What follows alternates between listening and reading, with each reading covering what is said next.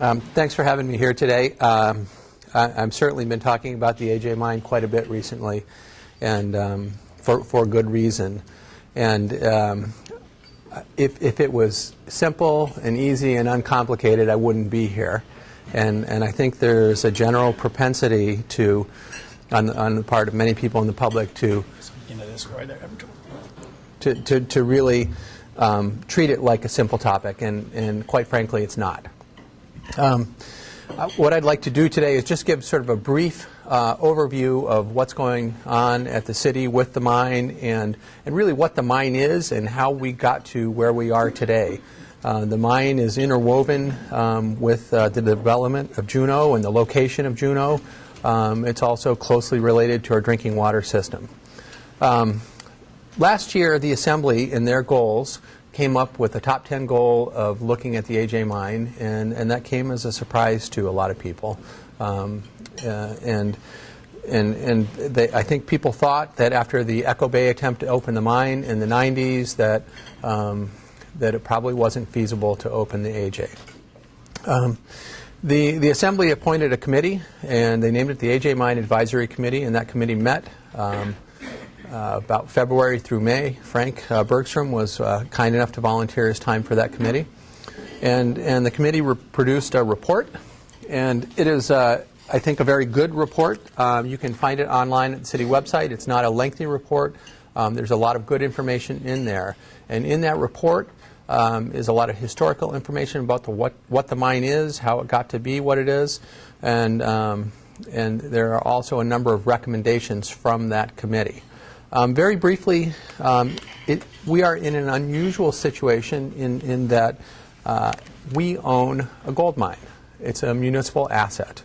And that came into being in the 70s when the power company and the city teamed up and bought the residual properties from AJ Industries, which was the historic operator of the mine.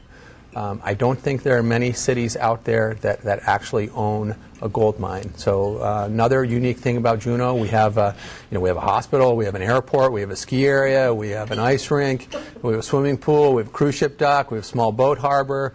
We literally have one of everything, including a gold mine.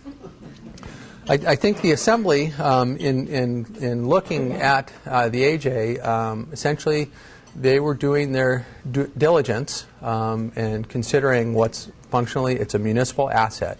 And so when they appointed the committee, the advisory committee, they gave them the task of under what circumstances, if any, should the city pursue development of the AJ mine.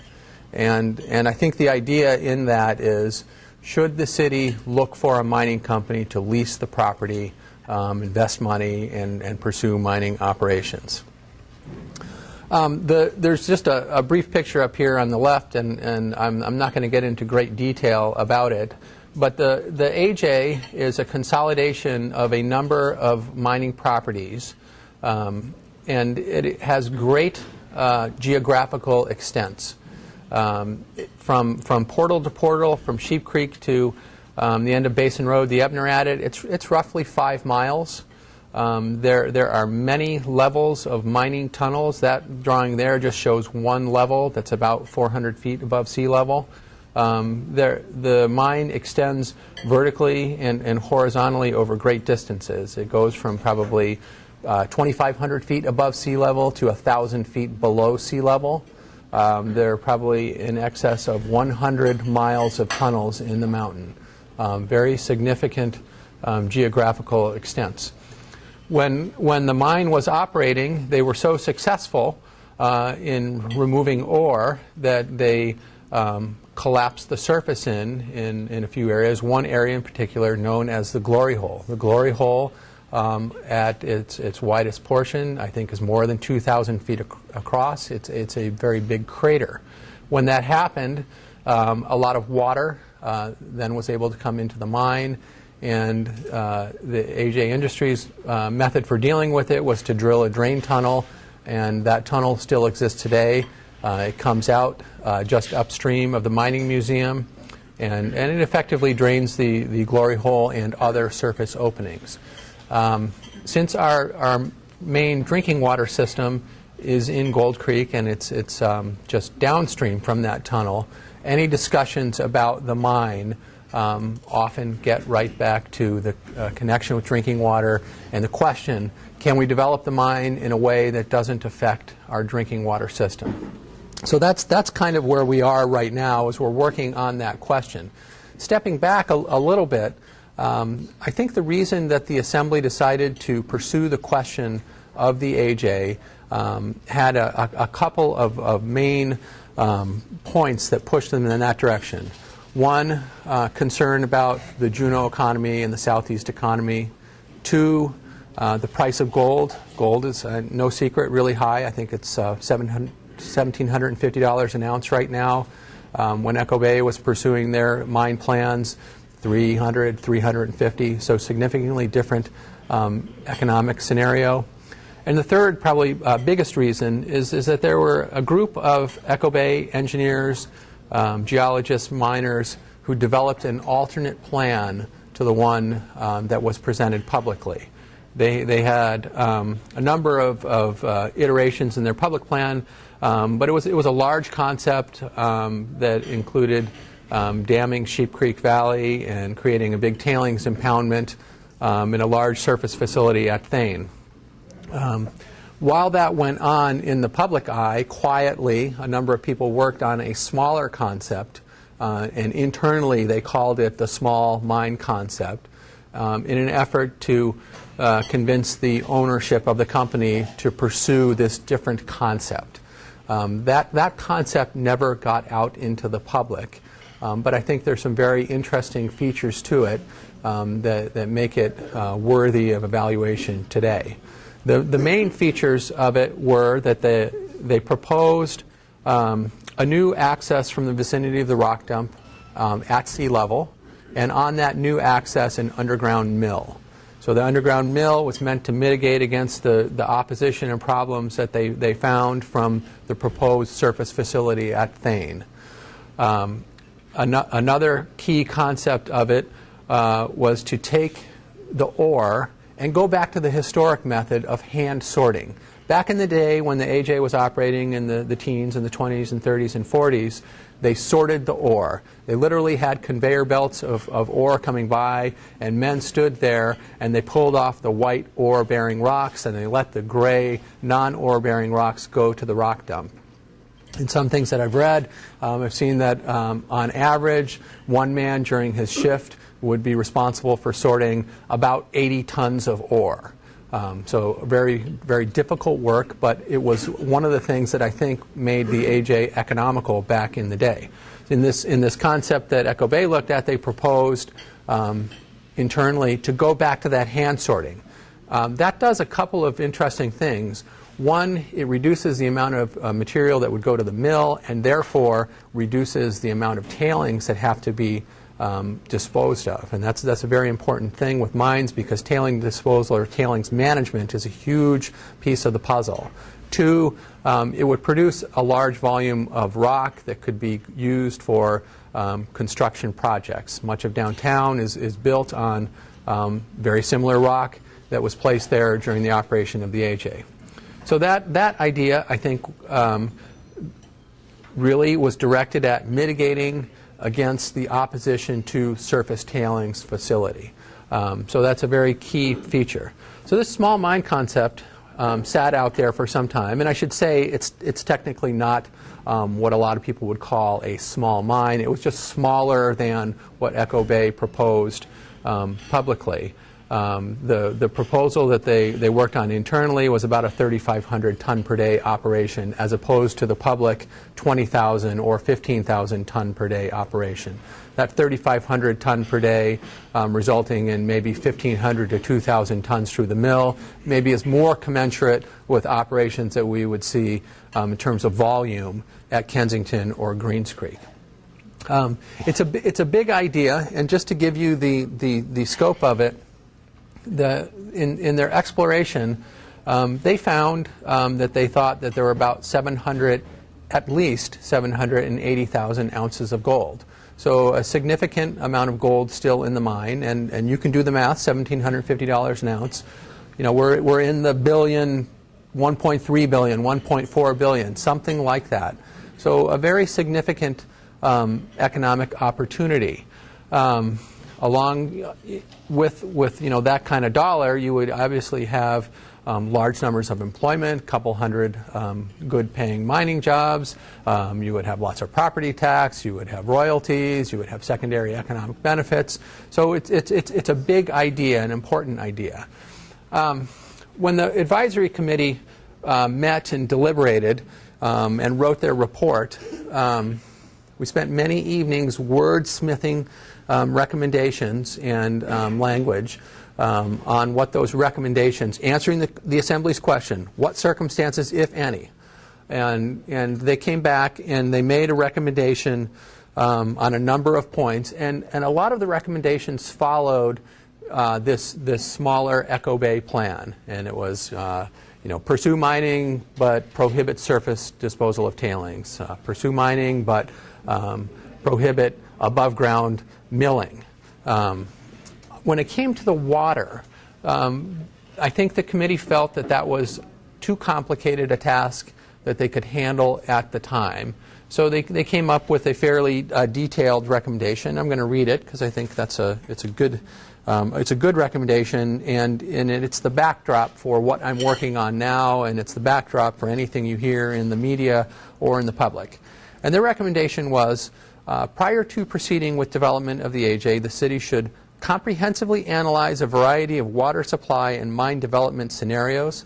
This analysis should study the current risks to the drinking water system, possible improvements or expansions to the water supply, analysis of capital and O&M costs, the availability of state, federal, or other public and private funds, the benefits to the community for future growth, and the effects of these various scenarios on mine development. And so the crux of the matter really is, can we envision a scenario where a mine could operate and either not harm the water system, or a scenario where the mine could operate and we could find water somewhere else? And so we're going to be looking at a whole variety of water issues. I think it's going to be a fairly expansive in scope. And I guess the way that I look at the water study is, it is the current step in the planning and consideration of the mine, and I think that the current question is the water system and its connection to the mine a fatal flaw or not? I think that's really the way to think about it. So with the proposal for the tailings underground and the mill underground and the new access from the rock dump area, I think a number of potential fatal flaws have been removed from the conversation. So the focus really is on the water. And to do the task, what I've tried to do is take on a very deliberate, open, procedural effort in the pursuit of the information, and I've tried to come up with a way that the public can be involved and understand and follow along. I know if I produced a report and I just showed up with it and I said, here's my report, a lot of people would just open that report, go right to the back, find a conclusion and agree with it or find fault with it. And I don't think that would serve the community very well. I've spent quite a bit of time looking at the AJ and considering it, and one of the things that's become apparent to me is that the question that the mayor posed to the committee, should the city pursue development of the AJ, and if so, under what circumstances? I think you really have to think about it as a long-term question. And I think the question really, in a lot of ways, is, should we pursue it now? Because if we, as a city, choose not to pursue development of the AJ, 5 years from now, the same issues, the same questions are going to exist. 10 years, same thing. 20 years. Because the mine is owned by the city. The mining properties are owned in partnership with AJT, a sister company of AEL&P, but the core chunk of the AJ, the ore body, it's a city property. So I think we're always going to be having this question. So when I look at this, I think, okay, regardless of what we do in the short run, the next municipal engineer and the public shouldn't have to start this process over from scratch. And I'm trying to lay this out in a way that we will have a very complete set of efforts and studies that really will endure. A key piece of that is getting the public to understand what it is that we have. And so I've made a lot of efforts on that. I've had a number of public meetings, and I've had really good attendance, and I think a real sincere cooperation and effort from a lot of people to become educated and know and understand the issues. And I certainly encourage anyone to become more involved should they be interested. With regard to the water study, the way I've laid it out, it's kind of a four-step process. And step one is existing situation. What do we have?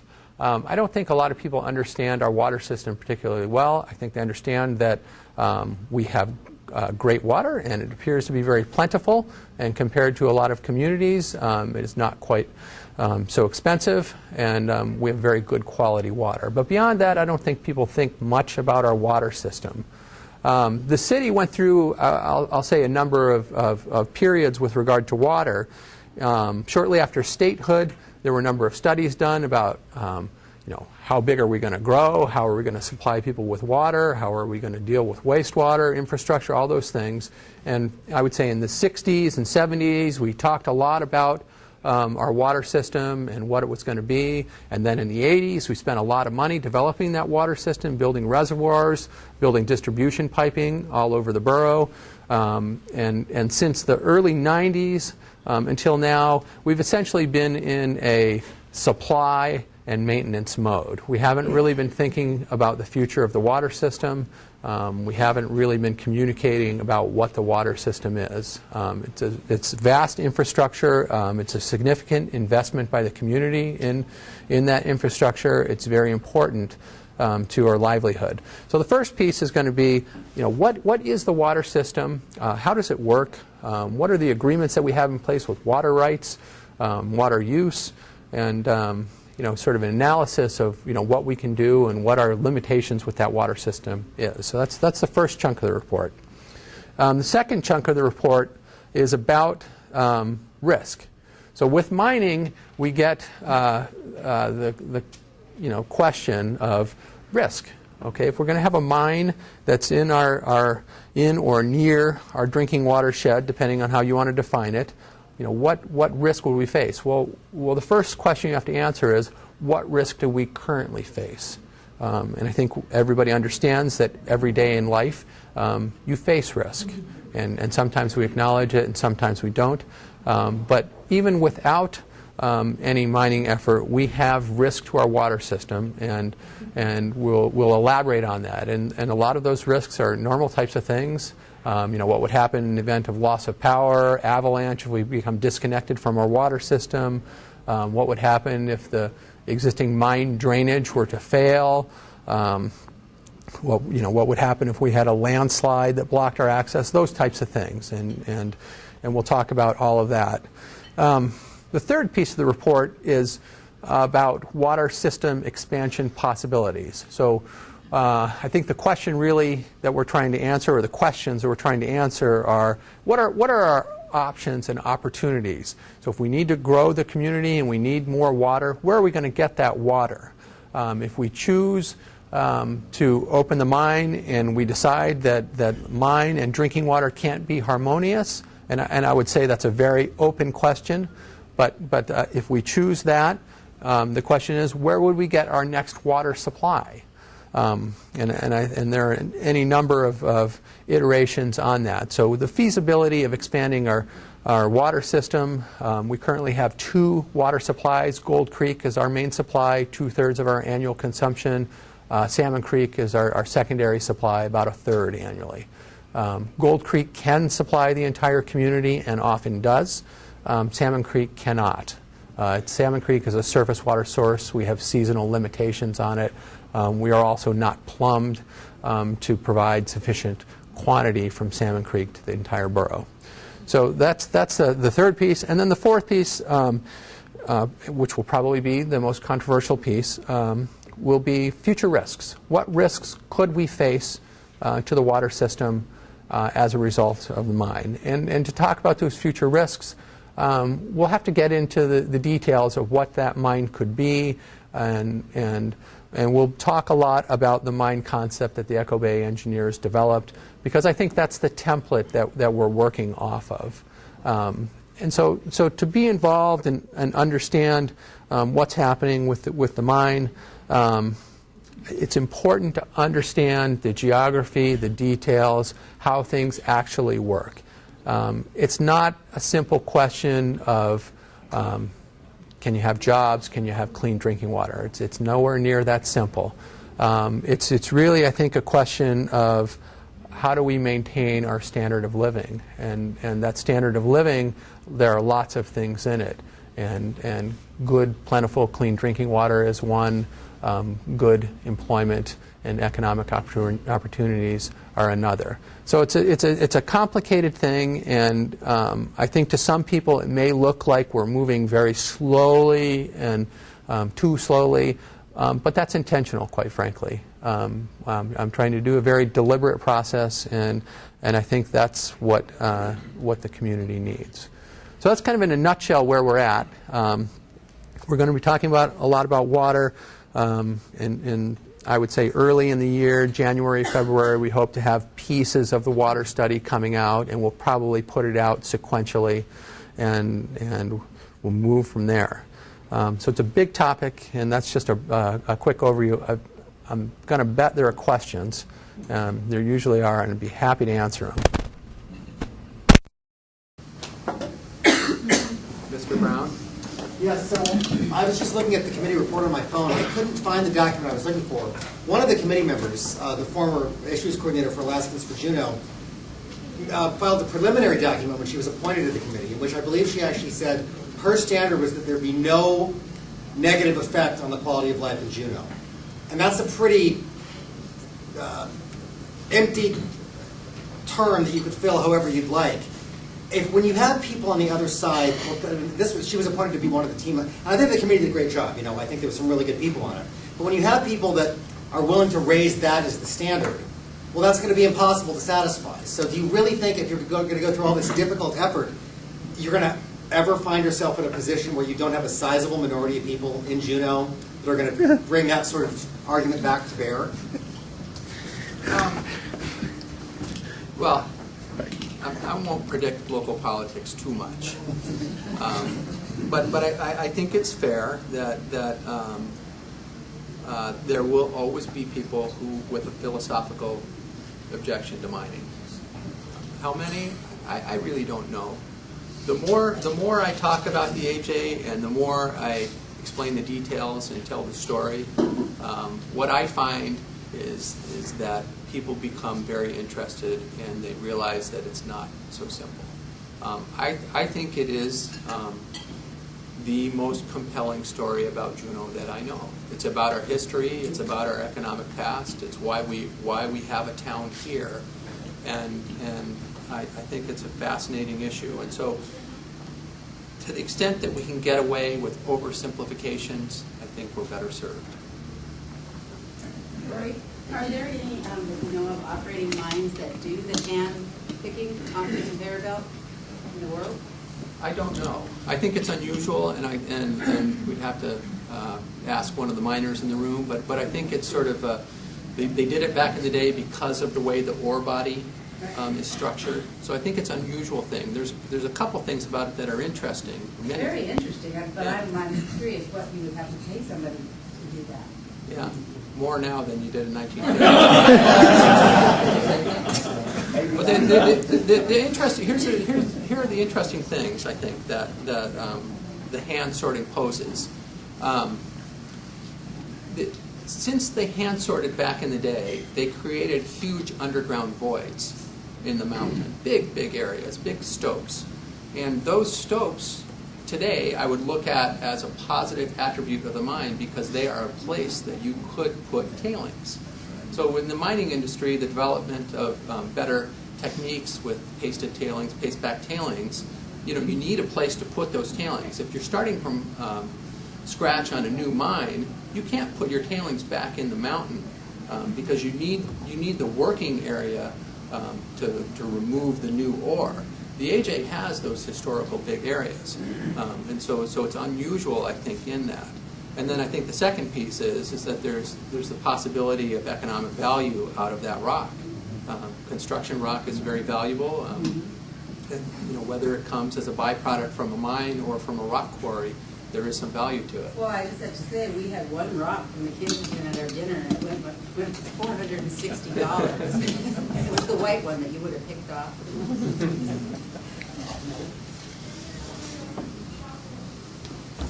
Well, you correctly pointed out the historical fact that Juneau wouldn't be here if it hadn't been for the gold. And it seems obvious that the AJ, even today, is a significant tourist attraction with an interest. And is anybody going to look at the prospects or the possibility of some kind of a development which will in fact be accessible to tourists and be a positive opportunity for the visiting public to really not only understand Juneau's past, but the significance of mining to this community and the significance of mining to the prosperity of the entire nation. The advisory committee did take on that topic in the spring, and they support the idea. I think it's complicated, and it would come later, but it would be certainly something that if the city were to enter into a lease agreement with a mining operator, certainly we'd encourage them to do it. I'm sure there are all kinds of complicated workplace safety issues and whatnot, but we do have 1 million visitors come to downtown every summer, and they do pay good money to do all sorts of things that they can't do at home. And I know it's fascinating to go into a gold mine, and I know that many people would be interested. So I think there is a real possibility there, but that would be well down the road. Rorie, as a member of the committee, we recommended, of course, talking about water, and you're making progress on that. But you mentioned the 750,000 ounces, and there'll be quite a bit of time involved in doing the exploration to try to grow that resource. And you need to grow that resource to really start attracting capital dollars to develop a sizable mine, a viable mine. So can you tell us anything about your thoughts on working with somebody to try to bring somebody in, do some exploration, and grow that resource? It's something I've thought about a lot, and so if you think about it, if you're the municipal engineer or the city manager or the local government, how do you go out and find a mining partner, and how do you engage them in that type of thing? And I think that's not uncomplicated. As Frank noted, 750,000 ounces of gold sounds like a lot, but I think in the mining world that's not a lot. And the balance, I think, that the city has to consider is it would be one thing to want a mining operator to come work the AJ. It would be another thing to create the set of circumstances that actually makes that appealing or economically feasible. People have commented to me occasionally, what's the city doing thinking about getting in the mining business? And it's like, whoa, no. The city is not interested in getting in the mining business. We're considering finding a mining company to lease property. It's a tricky question, and I don't know how that's going to unfold. But for now, I think the focus is on water, and as I mentioned earlier, it's is water a fatal flaw? And if it's not a fatal flaw, then I think a number of other interesting questions get posed.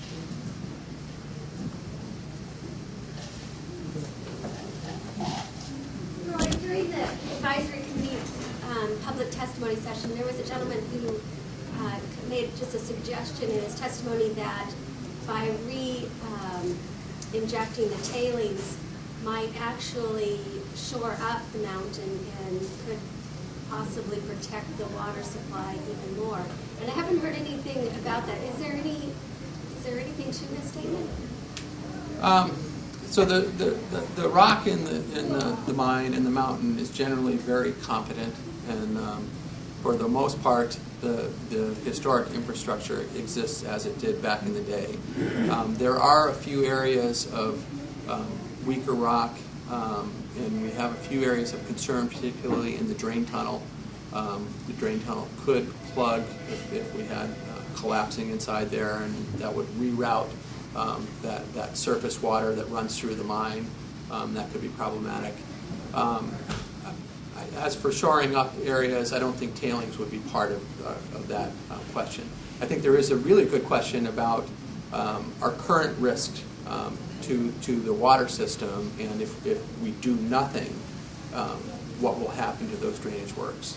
And so we'll elaborate on that considerably in this report. Or I got 3 questions, actually. Okay. In your research, did you determine how much the city paid for their interest in the mine way back whenever they did this in the 70s or whatever? And the second question is, what sort of potential alternative water sources are out there? I mean, there must be some idea of some things out there. I know you have to look at that yet, but I'd be interested to know just what some of those are. I mean, they're tapping into the ice field or whatever. And the last question I have is, when do you think your report will be done? Okay, so the first, what did the city pay? I don't have the exact number, but shockingly little. It's probably the best investment I think that the city ever made. Tens of thousands of dollars, not much money. And for that, the city gained the AJ, a chunk of property on the Treadwell side. It was a very good deal, probably the best deal that I've ever seen. But maybe even better than buying Alaska from the Russians. The second piece. The second piece is. I'm going to call you Sewer then. Yeah. Where would we go looking for water?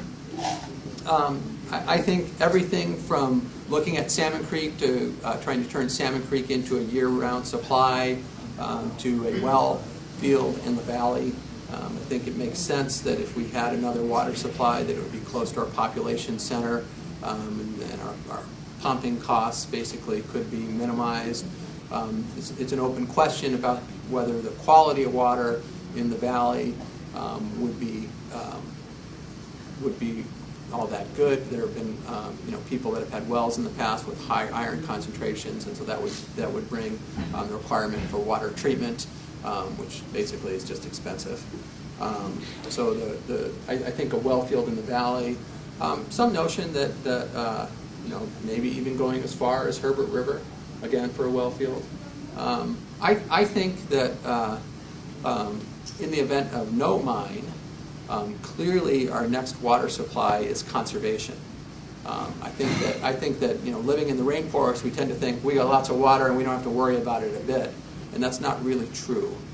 We are somewhat limited in what we take out of Gold Creek, and the more water we use, it does cost real money to treat and pump that water around to the borough, and moreover, it costs real money to treat at the wastewater plants. So we'll be looking at really any and all options for water. And then with regard to the report, I'm hoping early in the year, probably February or so, that we should have pieces of this report coming out.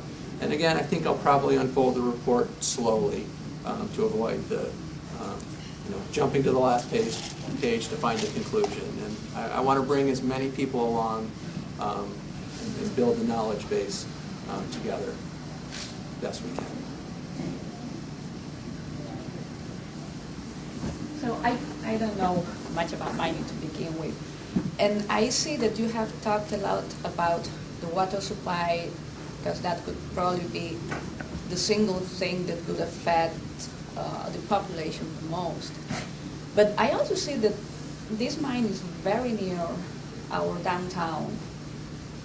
And in what ways could it affect the downtown life? Like, there is heavy machinery involved, there is more people that could be going through. Are there any visions already about how that could be happening, and in which ways we could try to maintain downtown as a livable space? Sure. I think it's a good question. So I think people talk about the AJ being right downtown, and historically the mill was right downtown. The ore body is a couple miles back in the mountain. The concept that we've been talking about is a new access tunnel in the area of the rock dump. And the reason for that location is that there would be a close connection to the barge line. So all of the equipment, material, supplies coming in would go from the barge lines into the mine, and things coming out of the mine could go onto the barge. And that would minimize trucking on local roads. So that's one piece of it. Another piece of the puzzle is the rock. So if the ore is hand sorted and there's all of this, call it whatever you want, waste rock, construction rock, development rock, you have a rock management issue. And one issue that could come up is noise. So we potentially have a noise problem dealing with that rock at the rock dump, and particularly for Douglas. We currently have noise issues with the barge lines, and occasionally at night we get complaints from Douglas residents. So noise could be an issue. Beyond that, I think the concept anyway of having the mill underground and having the tailings go back underground, I don't think you would know that those operations were happening. You wouldn't see them and you wouldn't hear it. You would see people coming and going to work, but we're talking a couple hundred people. So I don't think that that's going to be noticeable. But it is a good point. People do look at the mill ruins downtown, and they tend to think that was the mine. It was just the mill. It was just the location where they crushed and processed the ore. But it is part of the puzzle. I mean, how do you try and take this intensely industrial activity and make it work close to a downtown? It's a real question.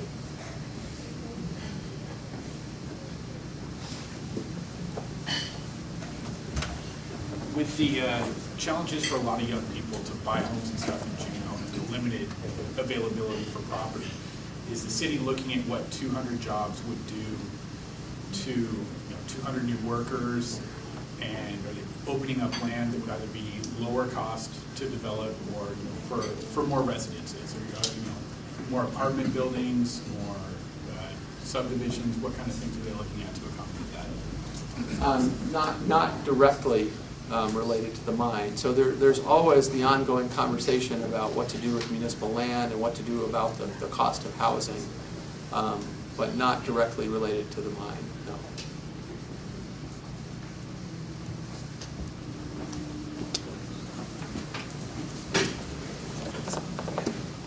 I'd like to think that we look at this from a historical aspect also, going back to when Juneau actually was a mining town. And if you talk about going back to housing,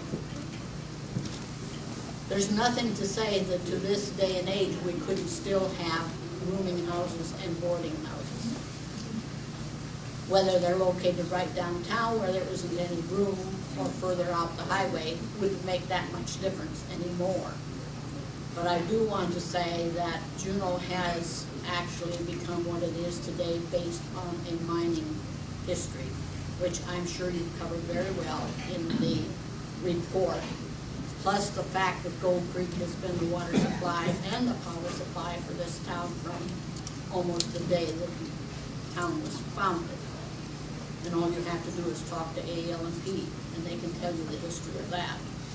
But nevertheless, I do think there's something to be learned from going back in history as to how the mine operated then, and the fact that there are still many of us around 80-some years later who grew up in a mining town.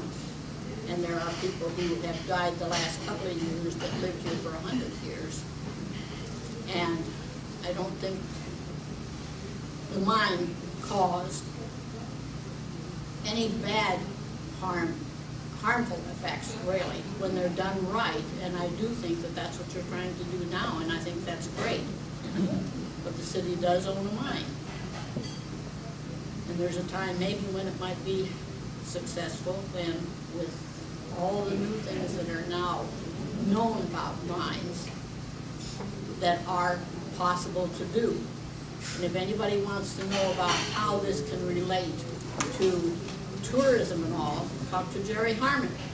He's doing it right now with what we do have left of a mine tunnel. And so I think there are all kinds of options out there that we really need to look at, and not just saying no to everything that comes along.